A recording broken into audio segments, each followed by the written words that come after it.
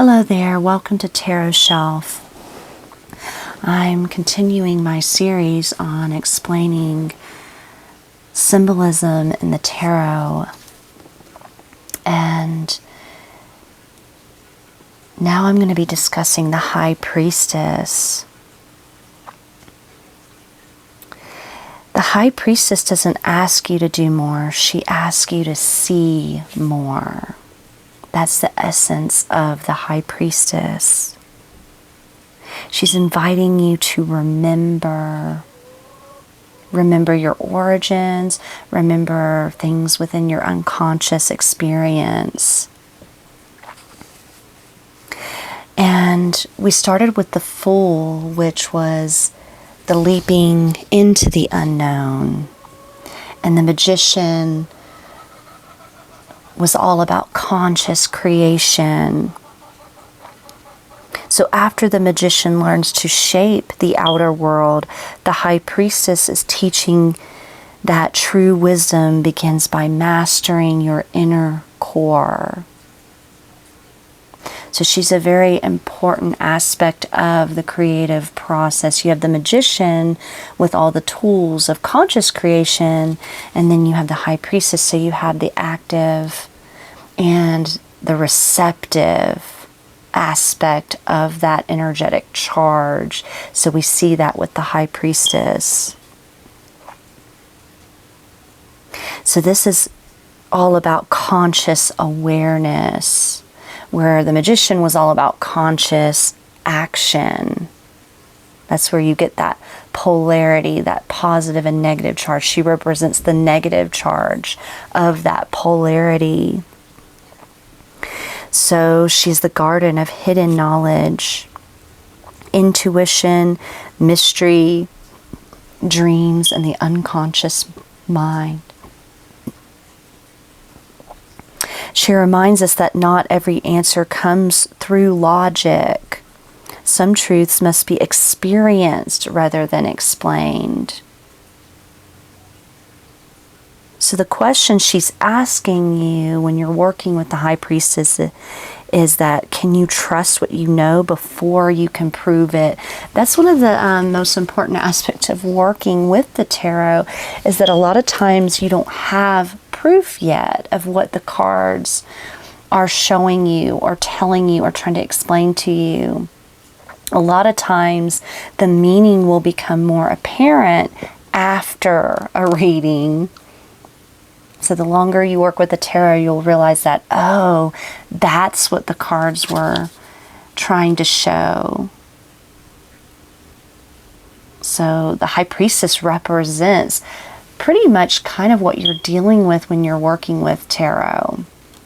So a very important card. And her place on the Fool's journey. So the Fool first discovers the power to create through the Magician, but before moving forward, he must learn to listen. So the High Priestess teaches that action without wisdom becomes impulsiveness, while wisdom without action becomes stagnation. So you need both. She represents the pause where the deeper understanding is allowed to emerge. So you need the aspects of the Magician, the ability to act with all the elements of the cosmos. And the High Priestess is calling you to understand where that impulse or action is coming from. It's also about integrating the wisdom. So you're acting in the world, right? You're experiencing the world. You're experiencing all aspects of consciousness. And the High Priestess is that chance to integrate and understand where those actions come from, or what motivates those actions. The ability to go deeper into that experience to actually gain the wisdom. So one of the first things you'll notice, you notice these big columns, these two pillars. These are very common in a lot of esoteric traditions. But the black and white pillars are traditionally associated with Boaz and Jachin, the pillars described at the entrance to Solomon's temple.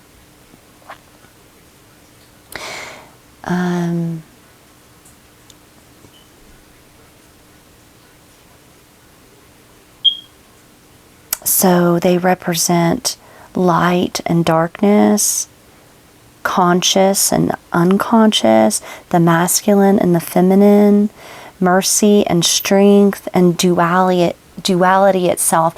And when we're talking about masculine and feminine, we're not just talking about, your traditional gender roles, which that can be part of it, but what you're talking about is the active versus the receptive, the positive versus a negative charge, kind of like that battery we talked about. So the High Priestess sits between them rather than choosing a side. So she represents that channel of energy in the center. So that's why those symbols are so significant.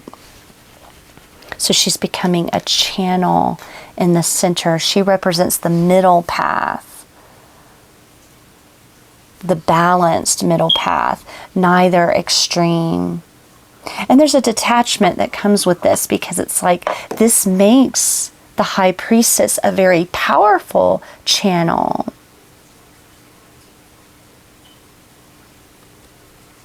It's a very difficult path on the tree of life, being in High Priestess energy.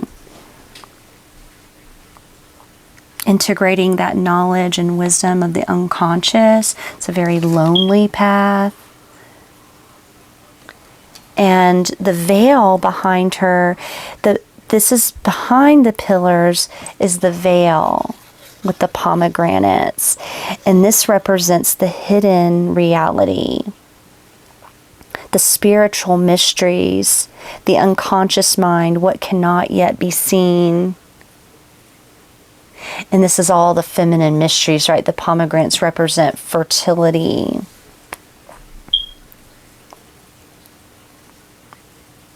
So the pomegranates evoke that abundance, fertility, the hidden potential, and the myth of Persephone, suggesting cycles of descent, return, death, and rebirth. So those cycles of life, we also get this with the High Priestess and her crown, the maiden, the mother, and the crone energy. The triple goddess, the divine feminine, the lunar goddess. So the cycles, the fertility cycles.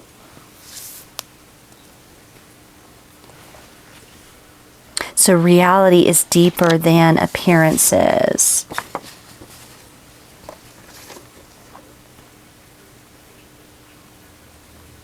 The scroll, the Torah. She holds a partially hidden scroll labeled Torah. It can be understood as referring to sacred law, spiritual wisdom, or simply teaching. The important detail is that it's partially concealed. Knowledge cannot simply be handed over. Some truths must reveal themselves only when the seeker is ready. And you'll experience this with the tarot too. It unfolds to you. It gets deeper and deeper the longer that you work with it. A lot of these things don't become apparent until you've been working with the cards for a while. And many times you're working on a mundane level as far as just, everyday life. And the High Priestess does represent that unconscious working with the cards. You may not even think about the underlying wisdom. A lot of times it's revealed later. As I said before, you'll see the bigger picture, the deeper wisdom later, even after, a casual mundane reading, because these symbols are so powerful. And when you understand these symbols, sometimes that wisdom, that knowledge is revealed later. We also see the crescent moon, which I always see the crescent moon, especially the waxing crescent, as, the light revealing itself. So the moon rests beneath her feet. Unlike being ruled by emotions, she stands above those emotions. So the High Priestess is surrounded by all this water, all this intuitive, all these emotions and feelings, but being able to lift oneself out of that, detached from that, to see the bigger picture. That's where you get the wisdom as well. Because when you're in the midst of emotions, many times you don't understand what those emotional experiences are trying to reveal to you. And the moon does represent the intuition, cycles, dreams, the subconscious, and the changing nature of your perception. She doesn't reject emotion. She learns to navigate those emotions. What is this emotion telling you? What is it trying to... Because it's not that we reject our emotions like anger and sadness. It's all about compassion, navigating it, understanding the origin, the unconscious origin of that emotion. A lot of times anger is an example of, it's an explosive outburst of unconscious patterns or fears or triggers. A lot of deep psychological processes that you can really glean from working with the tarot. That's why I love it so much. And her blue robes represent wisdom, calm, spiritual depth, inner peace, purity. You know, a lot of times the High Priestess is associated with the Virgin Mary as an archetype, that purity of essence, the star of the sea. They're both referred to as the very similar archetypes and energies. But unlike the magician's bold red cloak of actions, her robe represents and emphasizes receptivity and contemplation.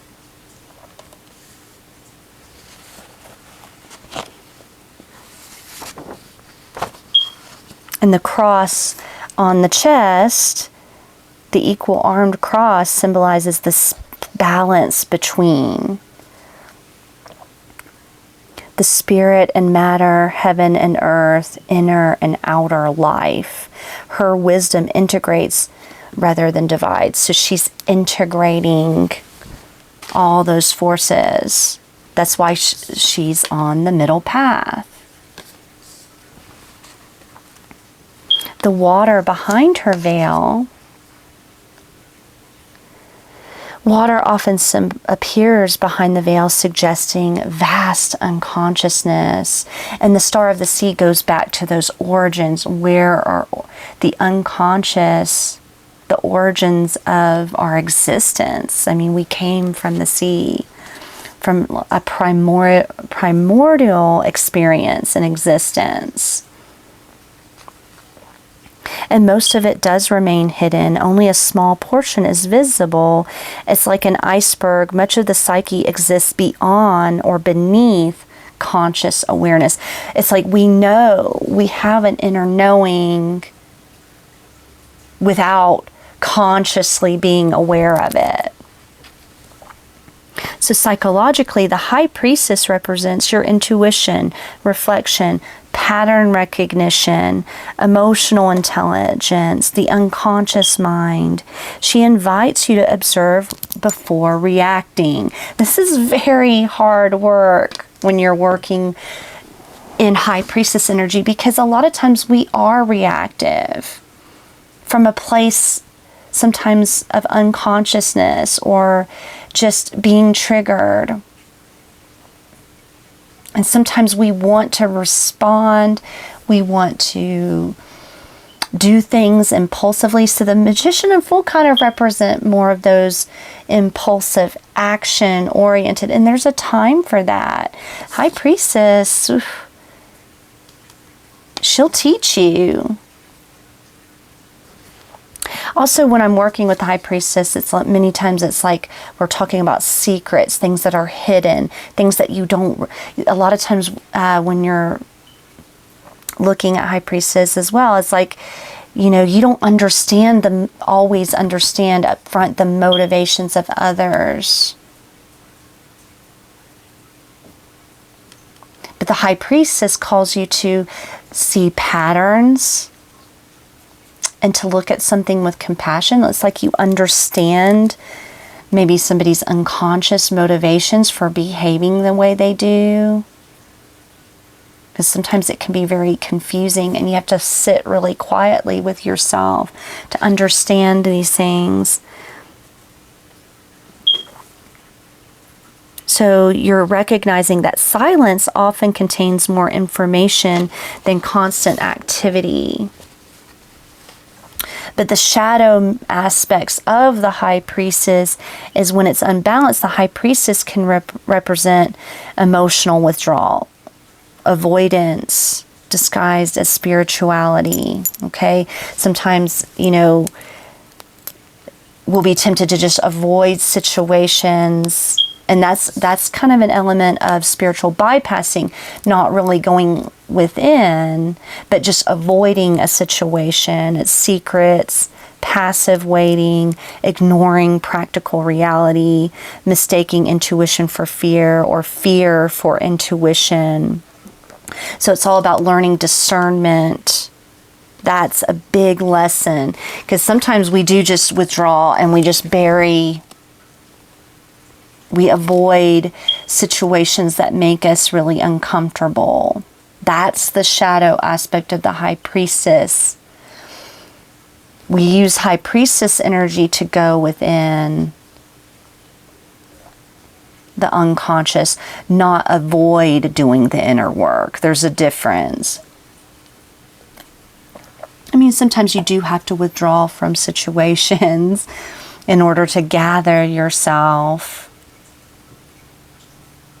But the High Priestess is doing deeper work than just withdrawing. The High Priestess is all about understanding your own motivations. And the alchemical meaning is the High Priestess corresponds to the alchemical stage of disillusion. So after the Magician organizes the elements, the High Priestess softens the rigid certainty. Old assumptions begin to dissolve, right? You're dissolving things. That's that water. And the unconscious rises, and transformation requires stillness before the next act of creation. So it's like taking that time to meditate, to clear your head before acting or reacting. So from a modern point of view, what truth have you been avoiding? What keeps repeating in your life? What does your intuition notice before your mind explains it? And where are you seeking external validation instead of inner clarity? Right? It goes back to knowing, inner knowing, not demanding answers. Like I said, when we're confused about something, a lot of times we're trying to control, we're trying to demand answers, and we want clarity, we want proof. And sometimes you're not going to get that except from within. So information is everywhere, but wisdom comes from knowing what deserves your attention. So it's focused, intentional, meditative practice as well. So if you want to contrast her with the Magician, action versus stillness. Magician is conscious. High Priestess is the unconscious. The Magician is creation. High Priestess is reflection. Magician represents speaking and active communication.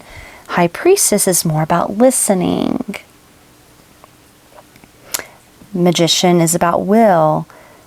High Priestess is about your intuition.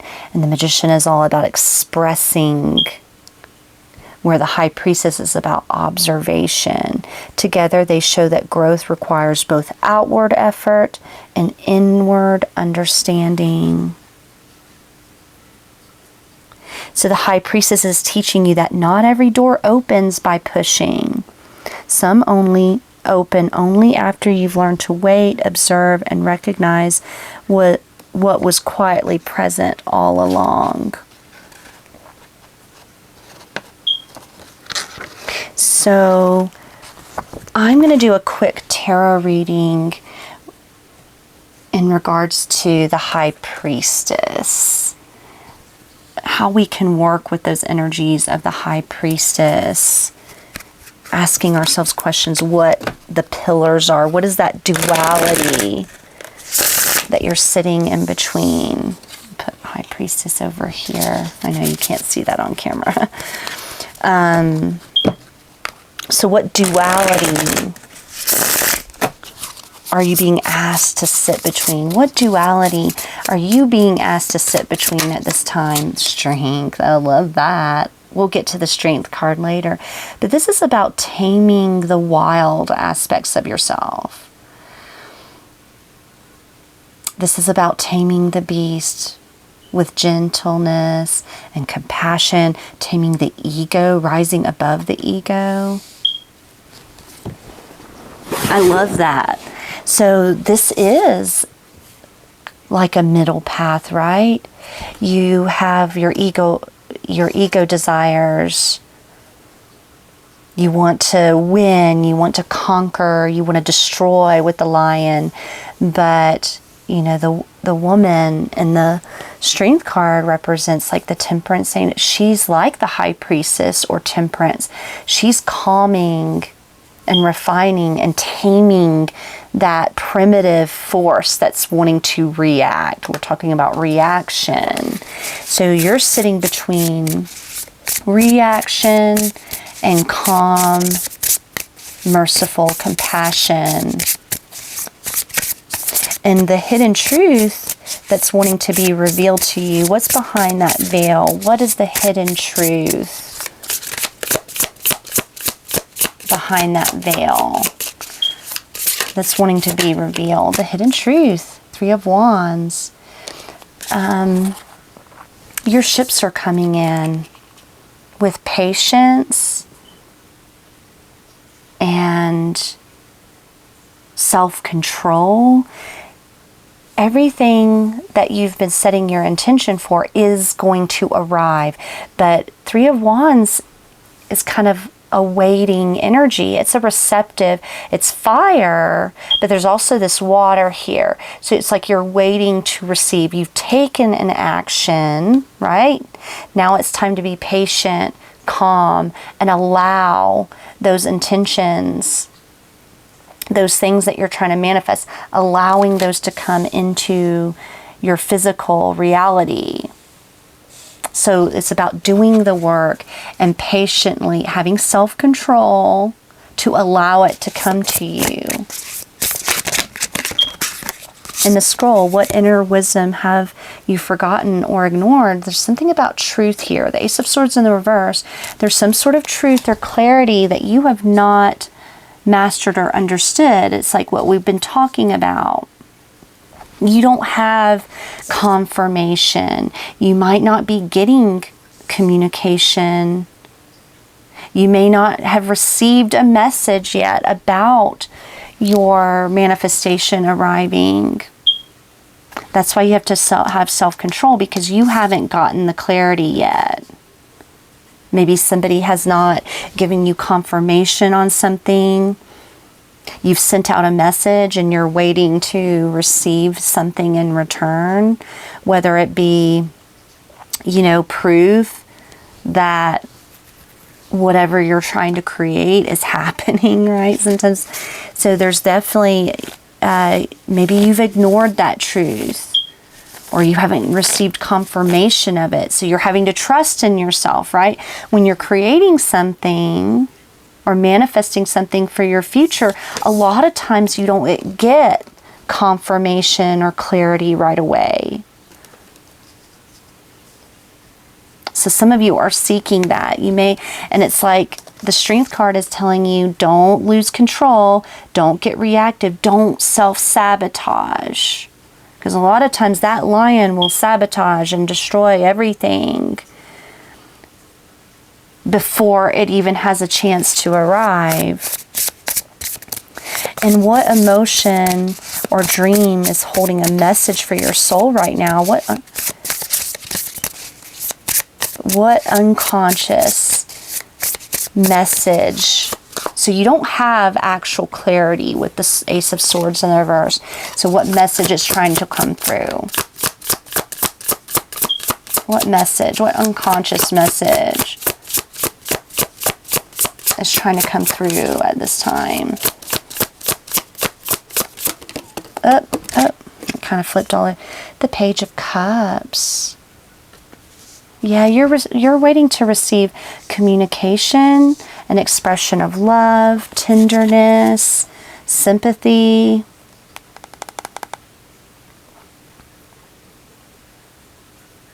The emotion or dream messages from your soul is that you know there's a message of emotion coming in. You just haven't received it yet. You know somebody wants to express themselves to you. And also, you are expressing something unconsciously. You are expressing those emotions. It's like expressing the unsaid. The unsaid is there. You feel it. You know it. Even if it hasn't happened. It's like waiting for somebody to say they love you. You know they love you, but they haven't actually expressed it, or you haven't actually expressed that emotion yet.